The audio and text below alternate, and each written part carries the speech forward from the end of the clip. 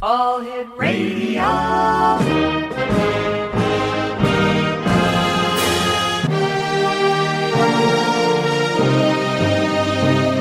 Welcome to the X Zone, a place where fact is fiction and fiction is reality.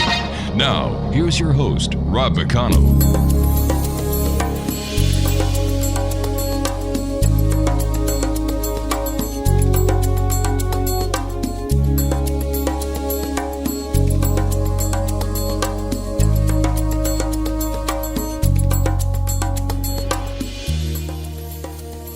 Welcome back, everyone. This is the X Zone. I am Rob McConnell. We're coming to you from our broadcast center in Hamilton, Ontario, Canada, and around the world on the X Zone Broadcast Network and our fine family of broadcast affiliates, satellite provider, programming providers, right around the world. Worldwide, toll-free, 1-800-610-7035. My email address is xzone@xzoneradiotv.com.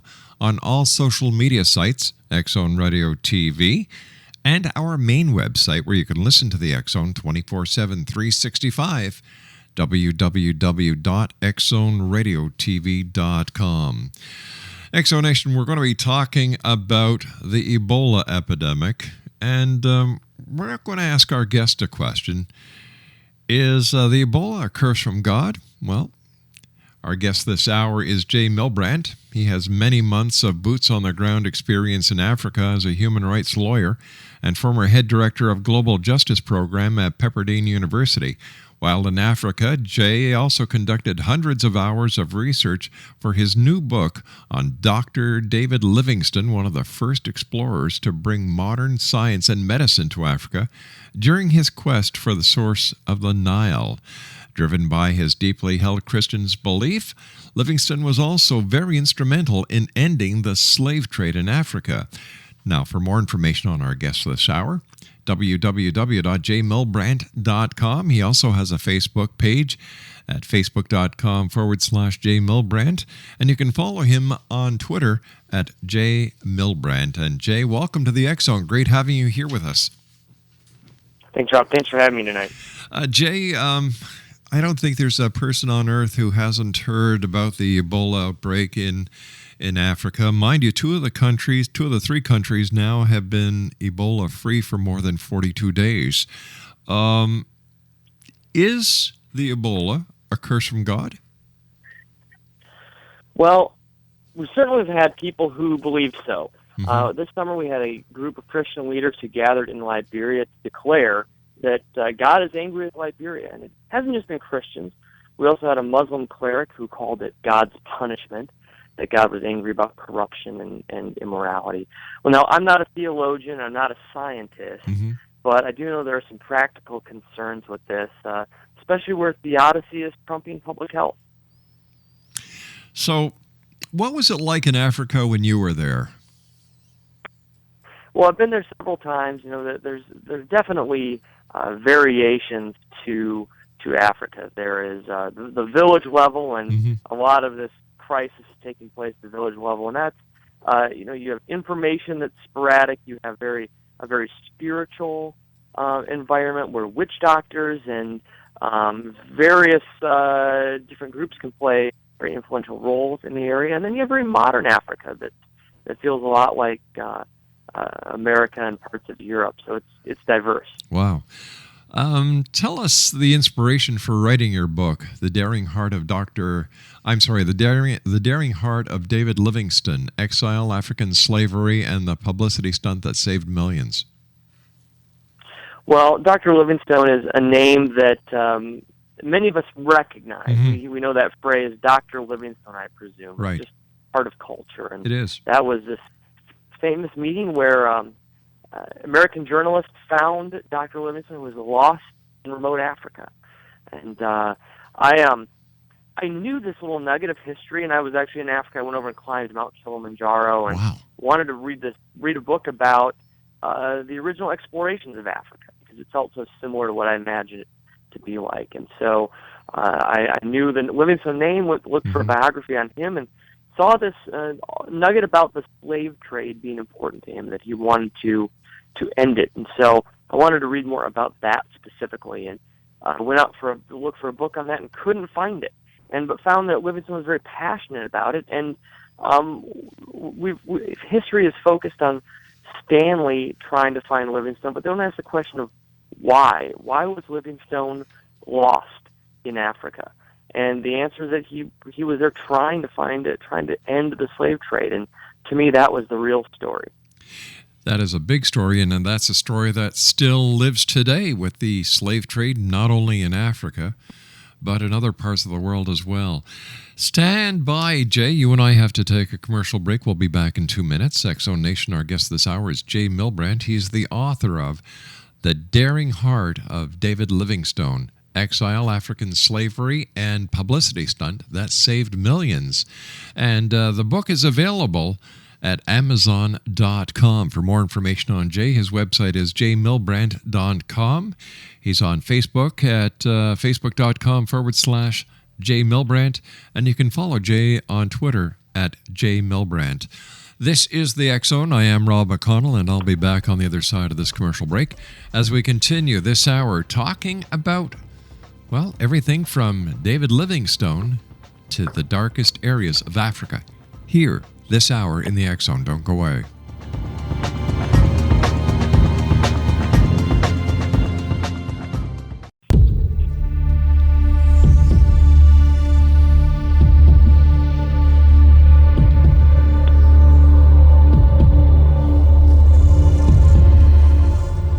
Welcome back, everyone.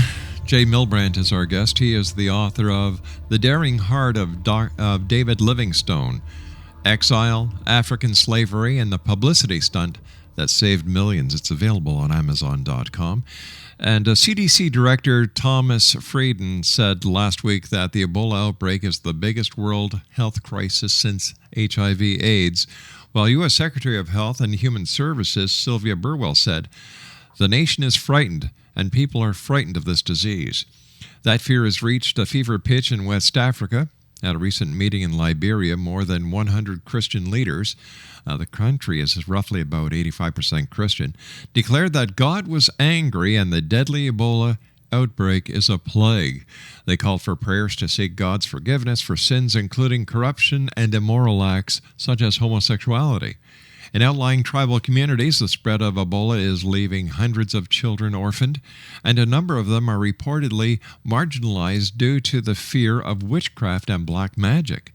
There's a strong belief in witchcraft that Ebola is contracted through a curse, or in some cases, that is a white man's fabrication, said Jamie Bedson, charity Restless Development Sierra Leone's country director, according to the Financial Times. So, a curse, witchcraft, religion, or just a virus that has gone wild, rampant because of the living conditions. My guest this hour is Jay Milbrandt. And Jay, in your opinion, what is the reason for Ebola? You've been over there many times. I don't believe it's a curse. I don't believe it's a plague. I don't believe it's witchcraft. In my humble opinion, and I'm no expert, I would say that the poor living conditions have a lot to do with it.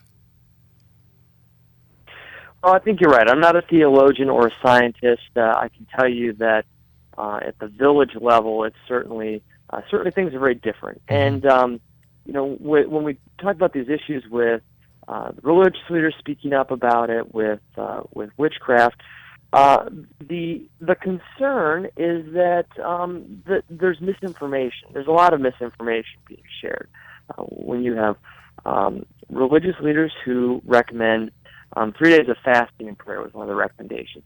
And that's a fine recommendation. It's a great recommendation to the nation. But where the concern is that when people hear that, they interpret that as that's the solution. That's what I have to do, and I'm immune from it. That's the information gap, and there's a lot of this misinformation is what's continuing to allow the virus to spread. Jay, why are there certain parts of Africa that are so poor, that apparently, from what I can see, are being neglected by humanity? Why is this happening? Well, one reason is that it's very remote. It's hard to get to. They're not easy to operate in, and even these villages have turned away some of the healthcare workers, which, not surprising when you come in these suits that sort of look like, you're from a different planet, right. and you're going in and telling them that there's this crisis, and they don't believe it. They don't really trust you. They're being told different things by their village leaders, and so it's a different world, and they want to, in some ways, and they want to explain what's happening, and it's very spiritual, and so looking toward witch doctors and religious leaders who are prominent at the village level, and are often controlling the discussion and controlling the information on public health. It seems that these villages are somewhat back into the early ages of the development of society.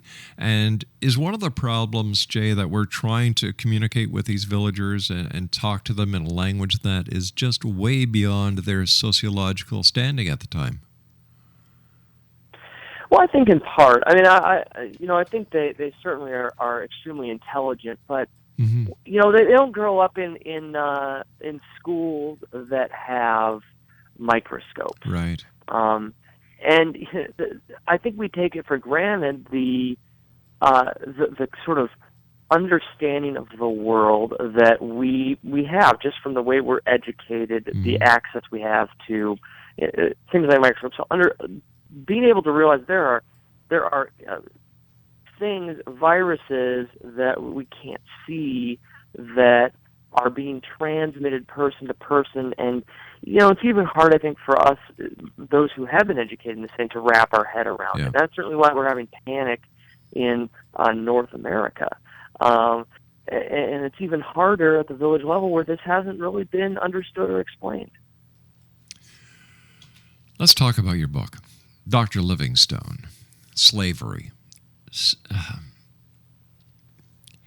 As I understand it, slavery is on the increase, not only from African countries. In fact, look at the girls that were taken. Look what ISIS is doing in northern Africa and the Middle East, but also other parts of the world. So tell me about Dr. Livingstone and his fight for freeing slavery, and what's the word that you used in your title? The publicity stunt that saved millions. Mm-hmm. Well, we certainly are seeing a new world of slavery in some ways.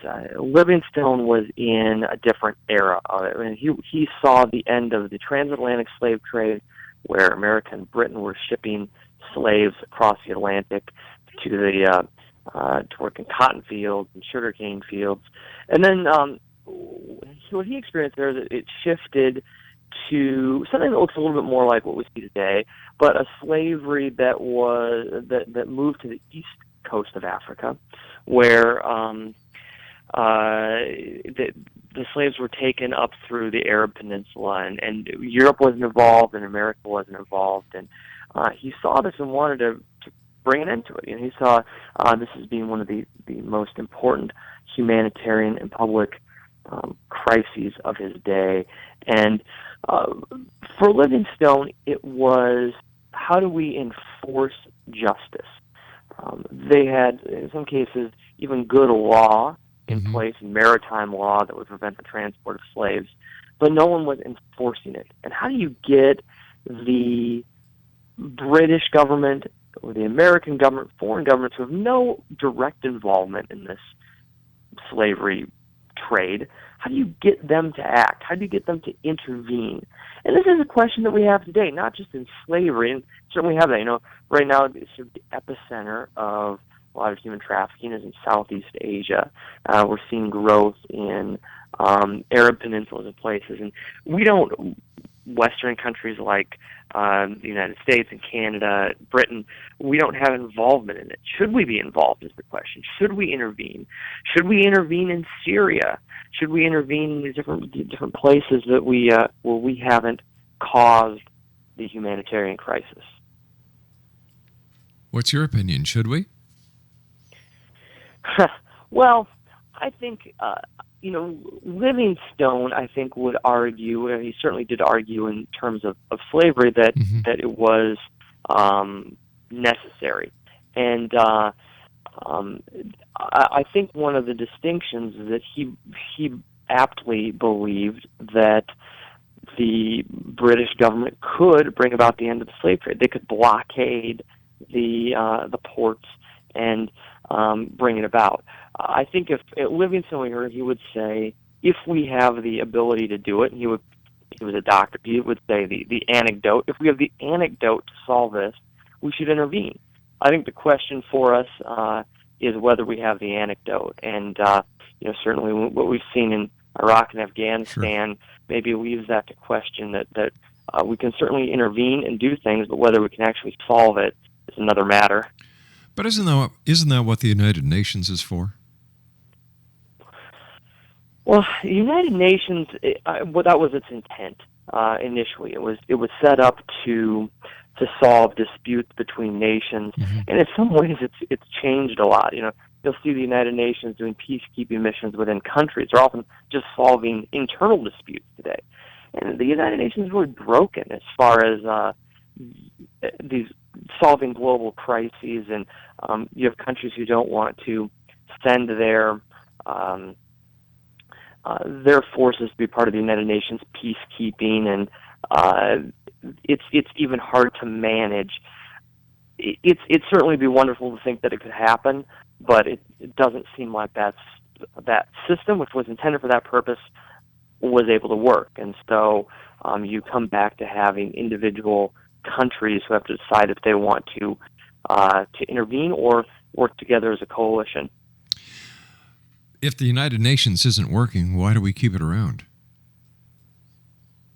Well, it certainly has a legacy and an institution. I think that there are people who question that, question whether it's still valuable, and there's some debate about whether it should even be in the United States, because the United States isn't. We're not as interested in what the United Nations is doing like we used to be. Right.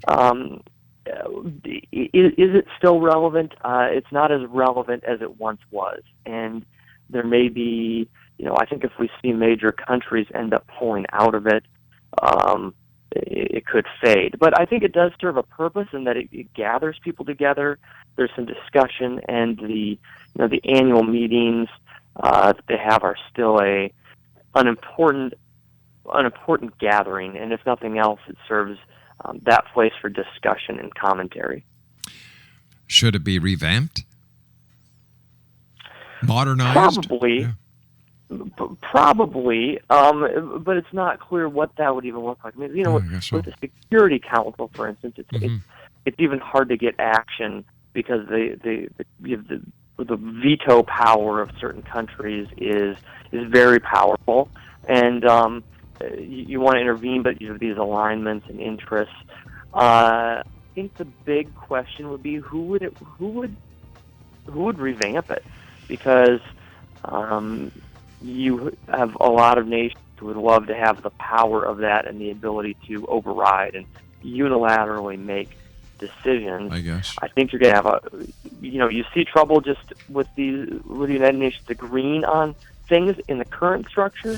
To redo the entire structure would be a very challenging task. All right, Jay, please stand by. You and I have to take our news break at the bottom of the hour. Exonation Jay Milbrandt is our guest. He's the author of The Daring Heart of David Livingstone, Exile, African Slavery, and the Publicity Stunt That Saved Millions.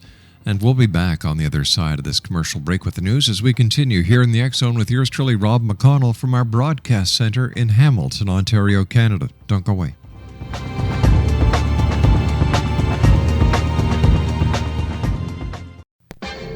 I'm Rob McConnell, and welcome to the X Zone, a place where people dare to believe and dare to be heard. Today on the X Zone, contacting the dead by phone.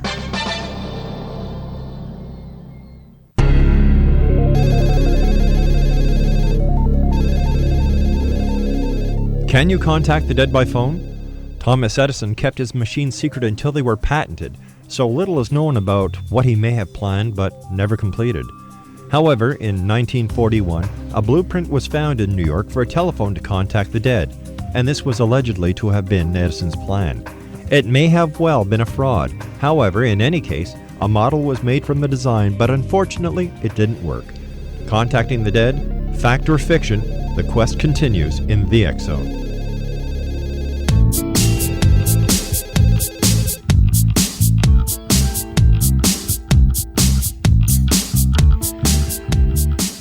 Welcome back, everyone. Jay Milbrandt is our guest this hour, and Jay is the author of The Daring Heart of David Livingstone, Exile, African Slavery, and the Publicity Stunt That Saved Millions.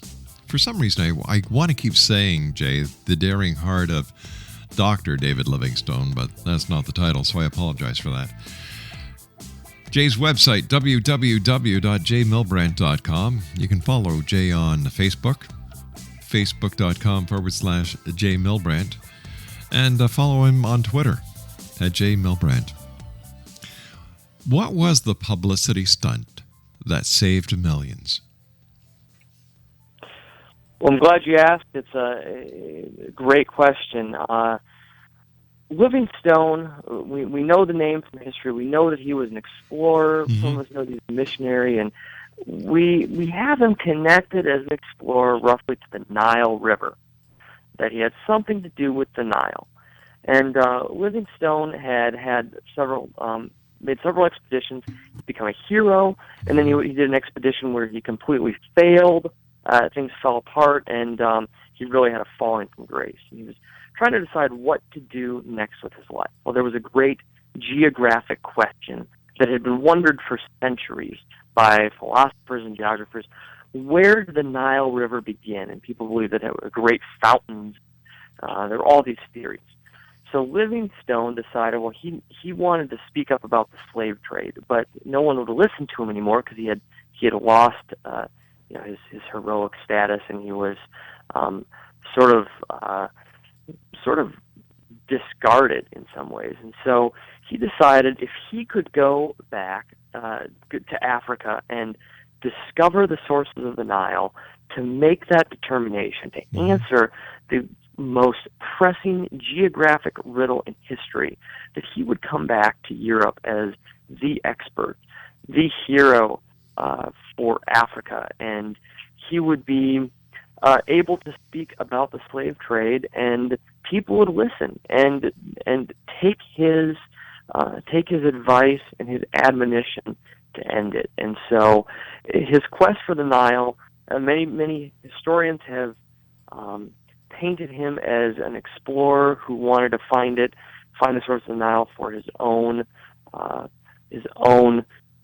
self-purpose and to build a reputation, and that's false. He wanted to do it to end the slave trade. It was a publicity stunt to be able to speak to the world about this awful evil that he was seeing. Did it work? Well, that's part of the story that people have to read, and ultimately, even today, he was partially right on some of his theories. He never found it, though. No way. He never answered the riddle. He actually passed away in the jungle before he could get there, before he could reach what he thought was the Nile. And coincidentally, even today, we have geographers who still argue about where the source is, and they keep extending the source of the Nile. And they keep debating whether it's the Amazon or the Nile that's the longest river in the world, and by inches and feet, they go back and forth between those two titles. But Livingstone never found it. He passed away, and but his letters that he was writing, his admonitions to the world, made it out, and he never knew it, but his letters were published the world over and ended up making the difference that brought about the end of the slave trade. And 36 days after his death, slavery was legally ended throughout Africa. And it was a legacy he would never know. He died believing he was a failure, but yet accomplished so much and ended this horrific tragedy, and a part of his legacy he would never see. During the research of your book, were there any Any findings that you made that just blew you away?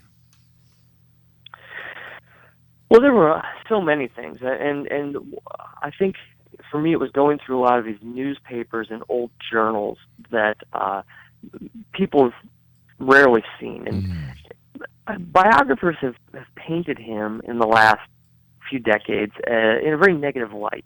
And so that was even the approach when I wrote this. I thought I was going to be very critical of him, and I tried to be judicious.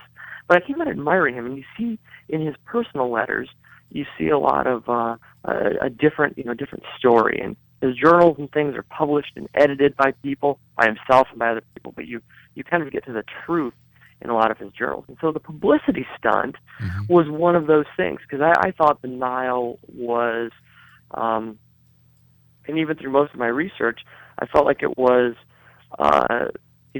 him trying to regain that heroic position he once held. But then I came across these letters where he was writing to friends, where he was admitting that the real purposes were for ending the slave trade. And I think you get to the truth of what he intended. Some of the other things that were interesting is that there's actually continued research on Livingstone and his letters.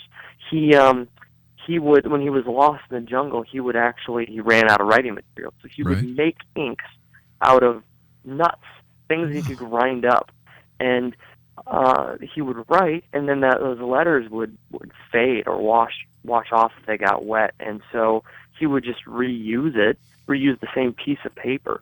And so scientists are doing spectral imaging, X-ray imaging on his letters and finding several different layers of letters that are invisible, that are written by him on the same piece of paper. And so there are continued things that are coming out that we learn about him and learn about his intentions. How many people were actually brought over from Africa as slaves? Well, hundreds of thousands. We don't know a total number, and we make some estimates, and in this book I tried to follow what were the rough estimates of the slave trade, and it was Livingstone and his colleagues estimated that at the height of this is just the East African trade. There was a trade that had hundreds of thousands and perhaps millions that came out of West Africa, the transatlantic trade. But they estimated at least more than 600,000 had been, and now that's just who came, who was sold through the slave markets and were counted. Livingstone estimated that there were 2 to 3 times as many who never made it to the coast, because he would just watch as these slave traders, they were so brutal that if someone was, and people were so plentiful as a resource, that if somebody was lagging behind, it was easier on the slave traders to just kill them there than to take them out and sell them, because they could just acquire someone else along the way. And so it became an incredibly brutal trade, in part because they had to walk for months across Africa to get to the coast. And so no one knows, no one ever will know how many victims there were of it, but we certainly have, if we were to make rough estimates of the number that passed away, then we're probably in the millions. My good Lord. I often wonder what kind of people would actually hire or buy these people. How does one person buy another person and make them into a slave? It just... I can't comprehend it either. Certainly it became, for whatever reason, it became a culturally okay practice in certain groups. And I think as a culture, people just had to decide, we're going to turn away from this and look. And why people determined to do that initially, it's impossible to say.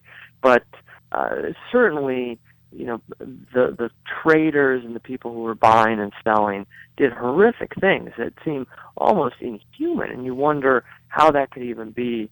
But we continue to see it today, and I've met even modern day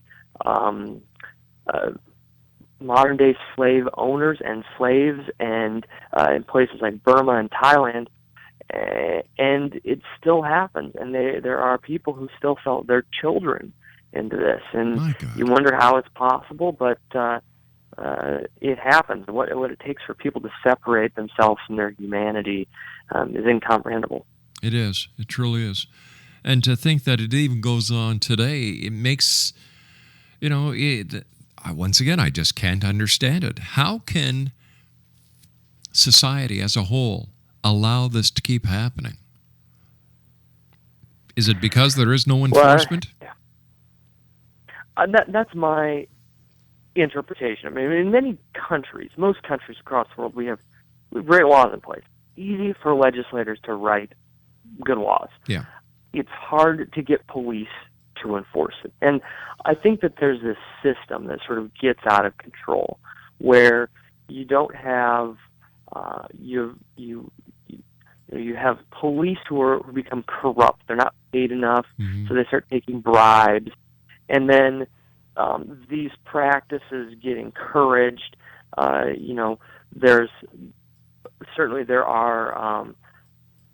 There are predators and pedophiles and people who are out there who will want to try to buy services. And so you bribe a police officer who bribes somebody else. Eventually the system gets out of control and it's just lawless. And so my sense in being in a lot of these places is that the problem comes down to that there's not a justice system. There's no mechanism for enforcing law, even though we can sort of legislate this, it spirals out of control and it takes a while to rein it in.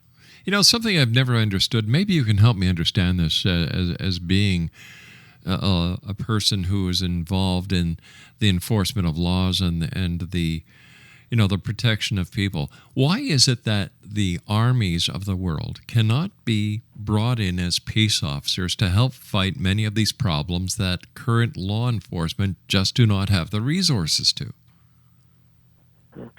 Well, that's a great point. It's hard to say on a country-by-country level how they want to use them, and we have seen that in certain places. And Mexico has tried to do that, and I think in part effectively. There are certainly some places along the California border where it's gotten better, where the police, at the police level, they couldn't handle the situation. Right. They brought in a highly trained force that doesn't have the layers of corruption that local police can have. Now, in a lot of these countries, look at a place like Cambodia. They're not really large enough countries that there's a huge standing army, and whether they can be free from corruption and things like police force are not always clear, whether they even have the resources to do it. But it seems like there may be better positioned in some cases to enforce some of these things than the local police are, which are often corrupted. Another example that I'd like to bring to light is the current crisis between the southern U.S. border and Mexico. The thousands of people that are crossing because, I'm not talking crossing legally, by the way, the people who are crossing illegally, because they know that the resources of law enforcement in that area are strained. So if we've got members of the military that are available, members of the Marines, the Army, the Air Force, the Coast Guard, whoever, why can't we just use them to supplement law enforcement? Well, I don't have a whole lot of experience down there. I've been down there a few times, and I don't know all the resource issues on that border area. But certainly, it is it's a tense place. Yeah. I have been down there half a dozen times. We've done things building homes, and it's frightening. It's frightening. It's gotten a little bit better, but I lived in California for a while, and we'd have projects down there, and we watched the situation carefully, and you're not so sure about the law enforcement situation as one that you can trust, and so there may be better approaches to this, and better resourced groups, and perhaps our military who can step in and fill the gap. Jay, you and I have to take our final break. We'll be back in a couple of minutes, but I do want to thank you so much for coming on. Congratulations on your book. And thank you. It's been a great hour so far. Exonation, Jay Milbrandt is our guest this hour. www.jaymilbrandt.com. That's JAYMILBRANT.com. He's on Facebook at facebook.com/Jay Milbrandt, and you can follow him on Twitter at Jay Milbrandt. He's the author of The Daring Heart of David Livingstone, Exile, African Slavery, and the Publicity Stunt that Saved Millions. And we'll be back on the other side of this commercial break as we wrap up this hour here in the X-Zone from our broadcast center in Hamilton, Ontario, Canada. Don't forget, you can always listen to the X-Zone 24/7, 365 at www.xzoneradiotv.com or by your phone, 213-401-0080. Jay and I will be back on the other side of this break. Don't go away.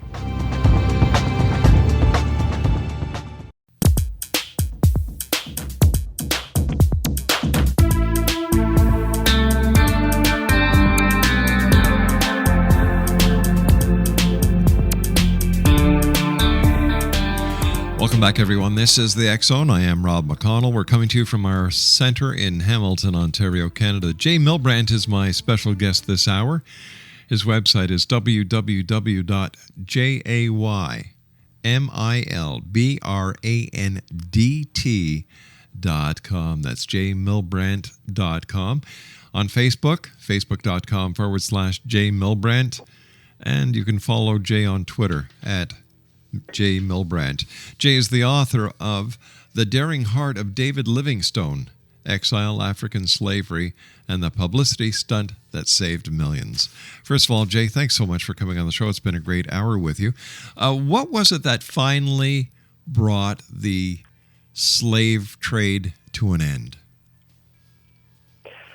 Well, ultimately, it was the will of the people. Livingstone had advocated for the end of the slave trade. His letters eventually encouraged the nation to speak up about it, to rise up and really force the British government to intervene. And the British government sent down ships to blockade the harbors where the slave traders were sending their slaves out, and then they would empty the ships and burn them. They found them. Then the British government went on land and actually took the fight to the dens of the slavers, where they were and arrest those who were enslaving people and bring them to justice publicly.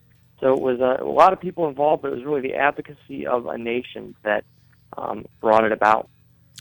How much would a slave cost back then? Pennies. I mean, it was Livingstone would cite some of the amounts that were paid in the market, and it would be pennies or dollars for someone, especially a child. It was almost nothing. I mean, they were one of the lowest priced commodities of the day. What do you think Livingstone would say today with the slave trade that is still in play?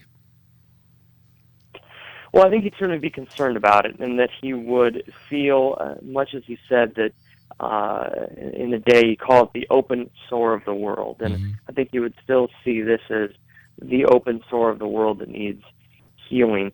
I think he would want to encourage the enforcement of laws around the world, and that the slave trade should be ended, and that it could be ended. And I think his story is a modern analog for what we see today, and that the same principles of justice and how he advocated and created justice systems for these things to be eradicated are modernly relevant. You know, Jay, it almost seems that we do more to protect endangered species of animals than we do to protect certain areas where people are concerned that are being taken and trafficked around the world for slavery. Well, there's certainly a lot of things to be concerned about, whether it's the environment or animal rights, but this is one that human trafficking and modern-day slavery, an issue that needs more attention, needs more resources. And, you know, we put a lot of resources as a government, the United States government puts a lot of resources into providing food aid, aid of various kinds to around the world. And we don't put historically much financial resource into justice system. Yeah, that's true. And that's one thing that we're missing. And whether it's police enforcement or law, courts of law. Jay, we've got to say so long for tonight, but I want to thank you so much for joining us. Continued success. I love what you're doing, and I'd love to have you back on in the future. Take care of yourself, Jay. Thanks, Rob. Appreciate it. We'll be back on the other side of this break. X-Zone Nation, don't go away.